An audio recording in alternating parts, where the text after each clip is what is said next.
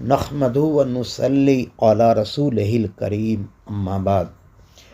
شریعت میں ایک ساتھ 3 طلاق دینے پر 3 طلاق یعنی طلاق مغلظہ ہو جاتی ہے، مگر ایسا کرنے والے پہ سزا کا بھی پروویژن اسلام میں ہے۔ حضرت عمر رضی اللہ عنہ ایسا کرنے والے کو سزا دیتے تھے۔ ایک ساتھ 3 طلاق اگر ایک طلاق ہوتی تو فاروق اعظم رضی اللہ عنہ سزا متعین نہیں کرتے۔ حدیث شریعت نہیں ہے، بلکہ احادیث سے اخذ کر کے جو مجتہدین نے فتویٰ دیا ہے وہ شریعت ہے۔